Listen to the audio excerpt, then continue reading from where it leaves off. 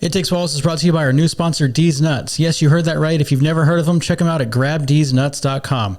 But warning, these are not your grandparents' peanuts. D's Nuts has really shaken up the nut game. They're gourmet, fun, and packed with flavor. Whether you're a fan of savory flavors like ranch, sriracha, or hot cheddar, spicy like ghost pepper, or if you have a sweet tooth like me, you'll like the banana pudding. D's Nuts has something for everyone. But D's Nuts aren't just about taste, they're about making a difference. For every bag, can, or piece of D's Nuts merch purchased using the coupon code NUTCHECK on grabdsnuts.com, you can save 10%, and another 10% gets donated towards supporting Testicular Cancer Awareness Foundation.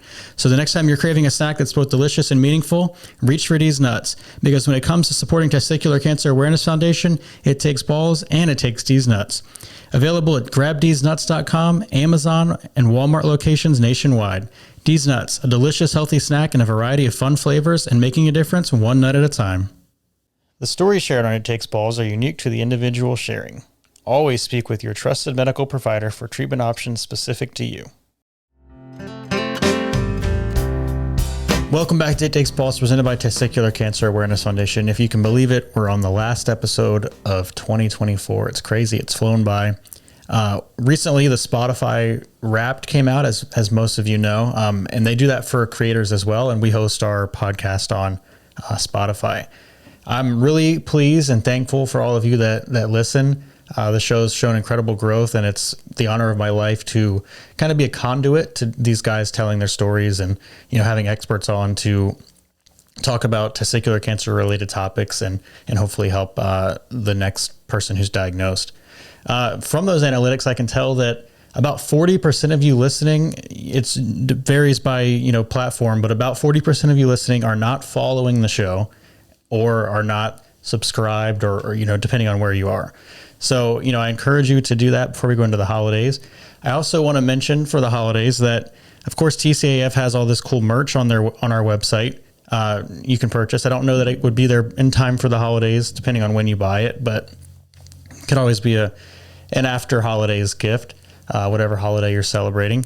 Today I'm joined by Randy Herring. Randy is a 3-time testicular cancer survivor from Washington. Randy, thank you so much for being here. Well, great to have you. Great to be here, Stephen. Appreciate it. So you are a 3-time testicular cancer survivor, and I want to talk about all 3 of those times. The first time I know was in 2009. So take me back to 2009 and what was going on at that time. Okay, in 2009, I noticed myself that something down there wasn't normal. And so I went to the doctor to have it checked out, and I saw a PA at that time. He saw nothing out of the ordinary. So I'm thinking, what the heck? And then I'm asking questions in the car. My boys at that time were pretty young, but they're talking about some basketball player with one ball, and said and told me like in the car like something like, I forget the conversation, but maybe they said cancer or something. I don't know. So I was thinking, oh, okay, well that sounds like it could be. So I went back. I don't know how long it was. I think it was like 3 months ago. 3 months later on, I went back and actually saw my doctor who was there, and he did I think he took a biopsy somehow at that time. Or maybe I think it was a, what do you call it? Ultrasound. Mm-hmm. Okay. And maybe a biopsy. But at that time also, I was making a trip to Florida to visit my brother. And, I didn't, whatever happened. I want to have a great time. Nobody knew. My boys didn't know. And so I'm at the airport at this time, going down to Florida. I think we're changing planes somewhere, maybe in Colorado or something like that. And the doctor calls me and he tells me, hey, I got to see you right away. Oh, no. I said, that ain't going to happen because I'm going to Florida. And that time my boys were with me. So I had to tell them right there. And so, make a long story short, had my vacation down there, had a good time, came back, and yeah, it was cancer. So what they did is they basically just removed either my left one or my right one, forget which one. But at that time, then I had one ball. So, but I still have testosterone. Awesome, cool. I say that, in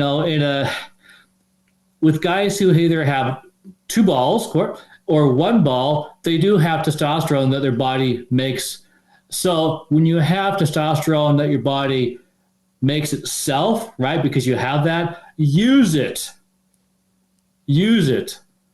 Yeah. I mean, I say that because I've been exercising since I was 15 years old. And, guys have, if you're trying to gain muscle, lose weight, whatever, use it. No excuses, dude. Yeah. And I don't have any now. You're 61 or 62 now, right? 62. 62. So how old were you when this was happening? Like in your 40s? Oh God, 2009. I don't know. I'm not good at math. 2009, 2024. I don't know. No worries, all good. We'll call it 40s. Okay. So I mean, had you experienced 15 years ago? I guess it was. So sorry. So about in my 50s, right? Oh no, late 40s. I guess late 40s. Yeah. So had you been experiencing like a decline in testosterone anyway, or because of your exercise, had it been kind of? Oh no, not at all. Well, I mean, before I got the cancer. Yeah. Okay, so. No, I had no decrease after they removed the first testicle. So I still had my other testicle. I was able to work out hard, and I always have been. Then I guess with this, I could go forward then about the other one. Yeah. So you were diagnosed again in 2019. So talk about those 10 years between. I mean, was it something that you were concerned about? Were you being surveilled by your doctor, or had you kind of let it, go in the past? No, after the first, I think it was 5 years, they kept on, I go back to get these tests done to see if it was clear or not. It was. So I don't know how or what made, I think I was still doing a checkup or something. Oh, no. I actually discovered it myself again. Sorry. Yeah. So I was actually in the gym working out. I was doing the seated leg curl machine. And this one testicle is kind of like getting in the way. It's like, so I went to the doctor, and make a long story short, lo and behold, it was cancerous. So it was just enlarged or something, or you say it was getting in the way? It was enlarged, yes. It was hard and enlarged. And my first one, I can't say about the second one. It seems like it's so long ago, but it wasn't. My first one was discolored. It was black. Oh, wow. And my second one, it was hard and larger. So guys out there, I mean, you should know your body and, be aware of what you see and how it feels. Yeah. Do you remember your pathology from the first time? And, you were stage 1, I assume, the first time? Yeah, stage 1 is correct. Was it non-seminoma, seminoma? Do you remember that? It was, I think it was seminoma. Okay. And then, so they determined you're a stage 1. So at that point, you didn't do any chemotherapy, but you did do chemo on the second time, right? Correct. They removed it, my second and last testicle, and I had chemo just one time, and I didn't know what that was. But I was sitting in the chair, had the stuff going through my veins, whatnot, and after like 5 hours, that was it. I felt nauseated, but that's all I recall. So just one round. The first time you went back to the doctor after noticing that it had been enlarged and hardened, did they diagnose you and confirm it pretty quickly, or was there any kind of back and forth with the ultrasound? Or, I mean, did they say like, oh, it's super rare to get it in the other testicle, maybe it's not, or were they pretty confident that it was right away? It was pretty confident it was a second time around, yeah, for cancerous, yes. Interesting. Yeah. Wow. Yeah. So, okay, so your boys at this point, they're older. Like, are they, in 2019, I'm saying, like, so they're older. Are they aware of what's going on? Are they checking themselves too, now that you've had it twice at this point? Yeah, they're aware of what's going on with me. And I do try to ingrain them in their minds to have themselves checked out every so often. Yes, more so than just periodically, So but they're healthy, they're athletic. It's great. I mean, they take after their dad. Glad to know that. Yeah, that's great. So the third time, so, when you think about testicular cancer, you think about testicles, there's only two of them, right? So Yep. the third time, what is that like? Just walk me through what peaked the recurrence, or, tell me about it. Yeah, I remember that very vividly. It was just weird. How can a person with myself have with no testicles get cancer again, testicular cancer for the third time? How is that possible? So I was in the doctor's office. He was reviewing my CT scan from March. Okay, now I'm in the doctor's office in September. He was telling me in March that he did notice something different. It's like, okay, oh, I wish I would have known that before now. But he was looking at the scan in September, and he pretty much nearly confirmed it that it was testicular cancer. And I said, how in the heck is that possible? I don't have any balls, dude. But he told me that, I don't know if it's true or not, but he told me that before boys are born, the testicles sit right here. And when they're born, they drop down. And so it was the same kind of cancer, seminoma. I guess that's the one it was, right there, behind my just above my stomach and behind my chest cavity. Gotcha. And I was crying. I was in tears. It's like, again? Okay, so for the third time, you did do more chemo, right? I did.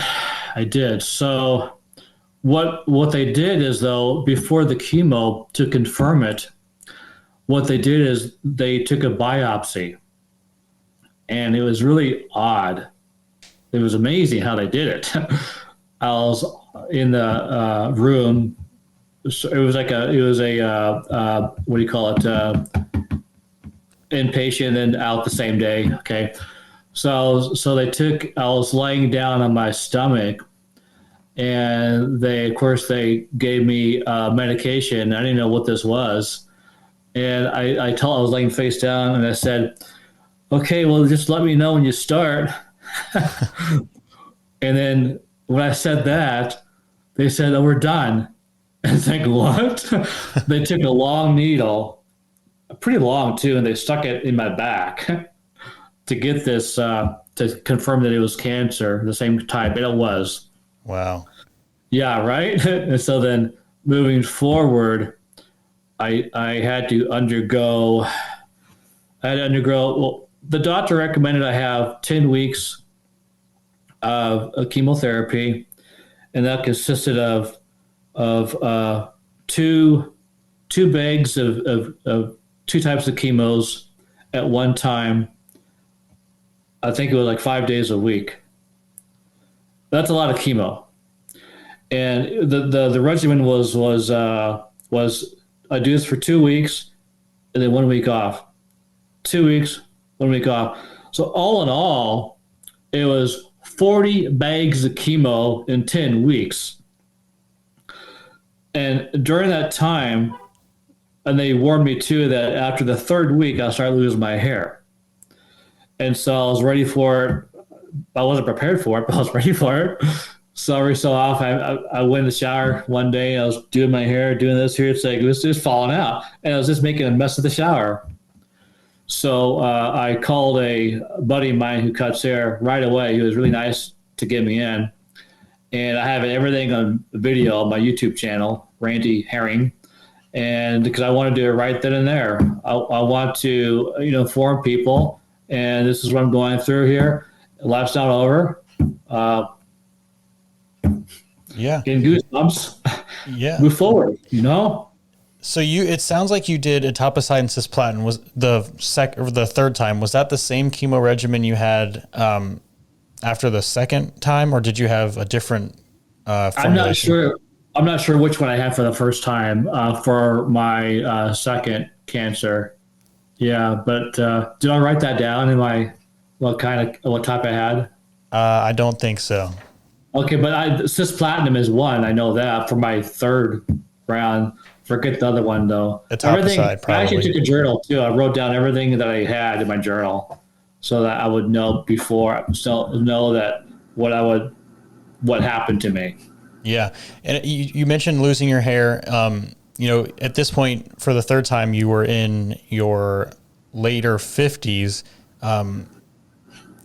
It's nice to see you got a full head of hair back and a pretty thick mustache. It looks like almost like you were a firefighter or something at one point. Oh, well, thanks. Actually, it's funny you say that because I used to have a mustache for about 30 or so years before I turned 50. I shaved off at 50 or so, and I decided to grow back at about, it's been now about 5 weeks. That's 5 weeks? Yeah, that's 5 weeks. Are you messing with me? No, I'm not. Oh my gosh. And some people think it looks fake. No, it's my real mustache. Wow. All right. So is that because I assume now you're on testosterone replacement or no? I am testosterone replacement therapy. Okay. And that was another thing too. When I was going through the chemo, I was still taking the testosterone. Then the doctor told me I had a checkup on my prostate too, and the doctor told me that my prostate was elevated, and he recommended I not take testosterone. Of course, I didn't like that answer because guys need testosterone. That's their hormone, But he said to me, you can live without the top testosterone. It's like, okay, dude. But I'm doing what he recommended because for my health. And so, and also I want to back up too. When I was going through chemotherapy, the worst thing going through that was the constipation, because the chemotherapy gives you constipation plus the medication they give you not to be nauseous gives you constipation. So the worst thing I ever experienced laying in bed was not being able to poop. I mean, that's bad. I mean, I was blocked. I had to make regular bowel movements like 5 or 6 times daily because I work out, I eat well. I work out, I eat like 6 times daily, 5 or 6 times. And so that was a really alarm for myself. And it was just gross feeling. So I was like a walking poop. Yeah. So I could go. That's interesting. Yeah, I think I was 10 days without at one point during chemo. So I'm glad to hear that I'm not alone. 10 days without going to the bathroom? Yeah. Wow. Okay, so you mentioned exercise, and you've been active your whole life. How did that impact your cancer? Were you able to exercise through chemo, or did you have to take kind of a step back? Nope, not at all. I mean, I did what I could when I was feeling good. I remember going through, and this is actually recorded on my YouTube channel, that I went through a session of chemo, an 8-hour session, and I went to the gym. This time I didn't have any hair, and I got recorded. I did my usual 315-pound deadlifts for 10 reps, 2 sets. Wow. And I say that because I've always been good at doing deadlifts. That's my weight, around 10, 15 reps for like years and years. But that to me was significant because I kept on exercising when I could and how hard I could. But moving forward, the thing about not having testosterone, which I still worked out, was that my drive wasn't there as much as before. So that's why I was telling you earlier in the beginning of the broadcast that when guys, if you have testosterone, use it. Mm-hmm. Use it, because I know what it feels like without testosterone. I know I gained a lot of fat around my tummy, and so I can identify with some of these women going through menopause, or women in general with extra fat around their belly. It was disappointing, but And I still have that because I had no testosterone. But you know what? I'm healthy right now. Let's go forward. And I'm walking, I'm talking, I'm writing, I'm reading, I'm thinking.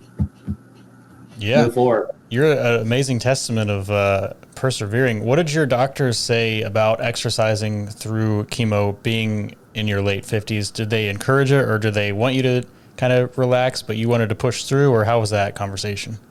No, so I looked that up too. So doctors recommend you do in fact exercise through chemo. And I asked him, why do I have all this energy still? And he said, well, probably because you've been doing this for your life, and it's true. Uh, and once again, I tell the guys, don't be lazy. That's that excuse. Get out and exercise, and and I mean, it's just not your physical potential. It's also you using your mental potential with your workouts. Mm-hmm. That's important. I want to go back to kind of 2009. You said you had two sons already. Yes.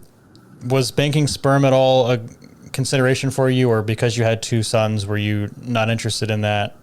Yeah, well, I didn't have any sperm anyway after my second testicle got removed. But my first one, yeah, I still had it. But I wasn't active. I mean, I wasn't. No, I wasn't. I mean, I have two boys. That was it. Yeah. So I'm trying to say. So you weren't worried about like freezing some for use later or anything? Oh no. Gotcha. Okay. All right. So your chemo ended in I think 2021. So what has life been like for the last 3 years? Are you still being surveilled? Now that we said you had two testicles, but you had it 3 times. So are they worried about a fourth, or are they kind of saying you're good to go? So yeah, my third time was 21, 22 until January. After that, yeah, I am still monitored. During the first 3 months, I was being monitored for 3 months, the CT scans and blood work. And I'll tell you something about why I'm smiling here.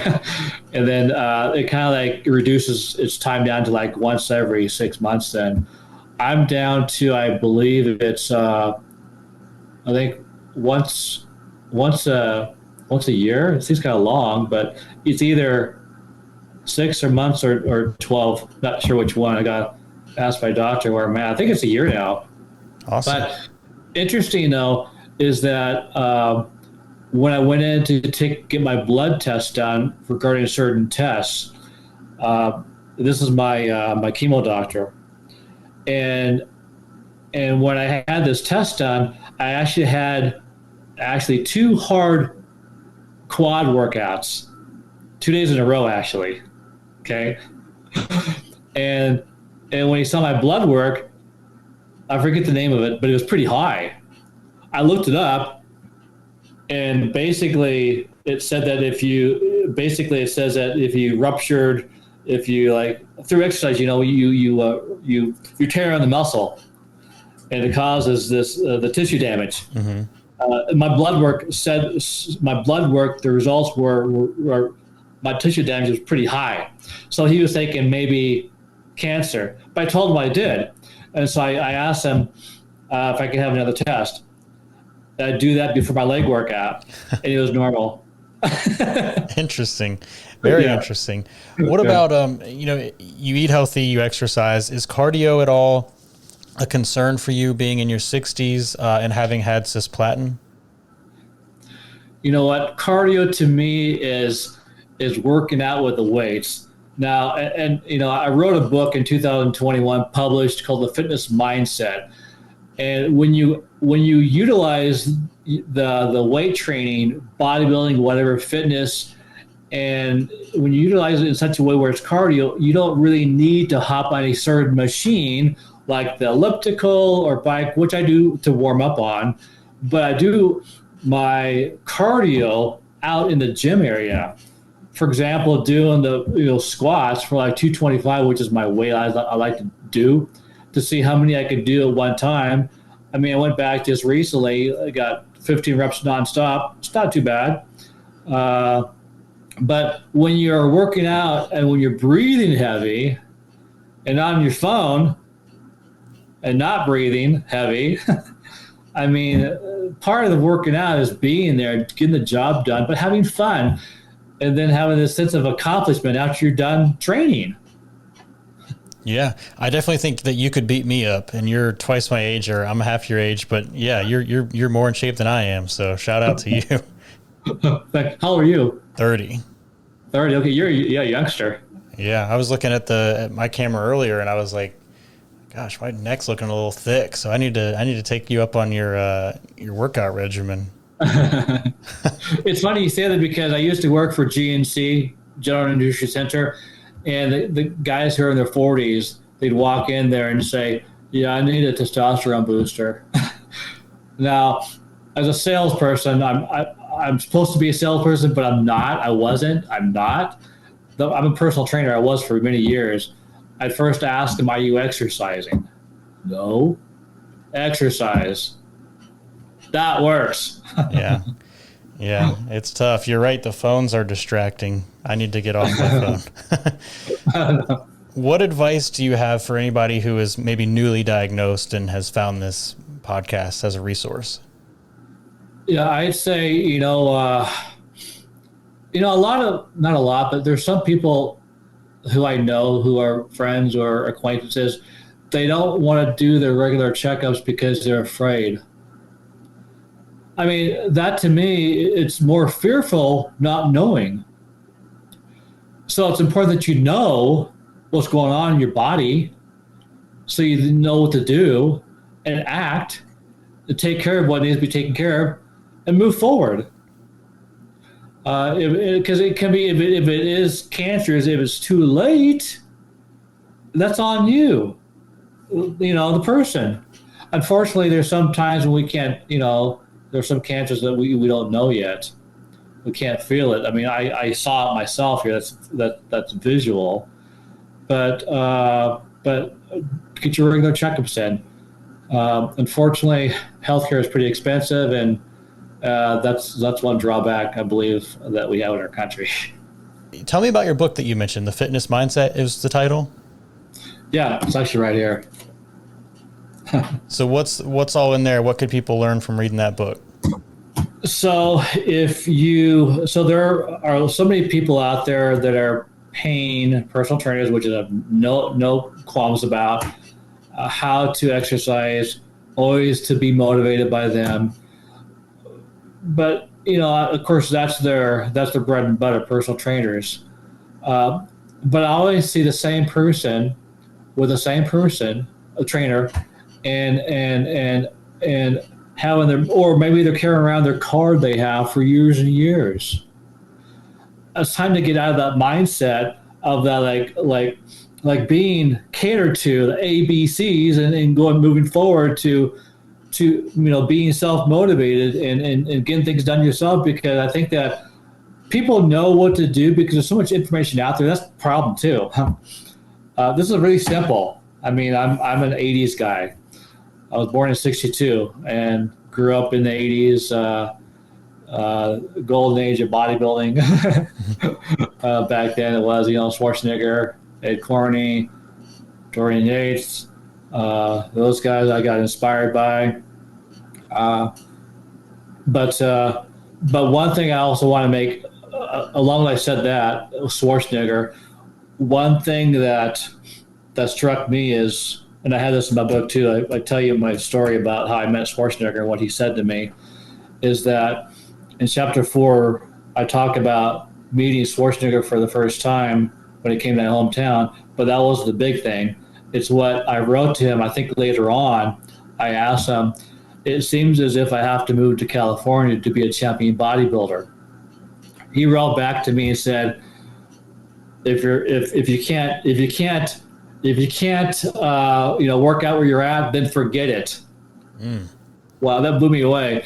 So I use that in a chapter of my book where that, if you have an athletic mindset or just a mindset in general, if you can't, and I challenge myself to do that every time I went to a different gym, to challenge myself to work out, to have that mindset, not where I'm at, regardless of what it looks like, how dusty the machines are, how ancient it looks. I'm going to use what I can to have a great workout, and I've done that. So it is a mindset. That's basically habit number 4 in my book. Awesome. Moving, and that's actually my autobiography of what I've done myself too.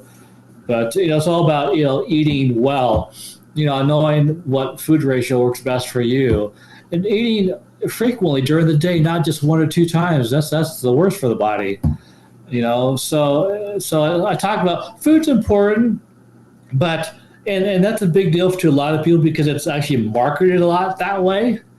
But moving is more important because exercise does influence you to eat better, not the other way around. And I have a lot of research in my book, about 170 endnotes in my book, that backs a lot of what I say. Nice. I'm going to have to get a copy. What's that? I'm going to have to get a copy. You should. It's on Amazon. All right. I'll look into it. Is there anything else that you want to add that I didn't ask about? No, I think we've pretty much covered it in a very general way, which is great, because I do want to help educate the public, guys, and anybody out there with, to move forward. I have been educating myself for about 35, 40 years. And my other book that's going to be published soon is called Reflections on Growth. And I wrote these essays when I was in my late 20s. I revised them since then, a few weeks ago. And also wrote an afterword. The afterword is pretty long. It's about 150 pages, which reflects about our society today. So it's important that it's just not getting physically fit, but keeping your mind fit.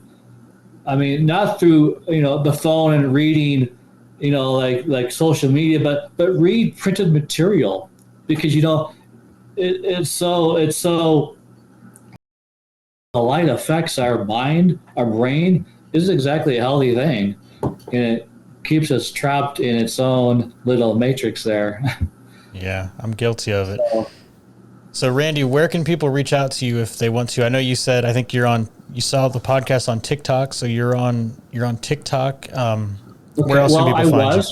You were on TikTok. I was on TikTok, but since writing my book and knowing what I need to do for myself, I got off of social media to protect my brain and to not be fed into a lot of the social media stuff out there. Perfect. Well, I'll link your YouTube channel then. My YouTube channel is Randy Herring, or The Fitness Mindset. I do have a website called thefitnessmindsetbook.com. Sweet. I'll link that in the description. Randy, thank you so much for being on It Takes Balls. Okay, I appreciate it. Thank you for having me, Stephen.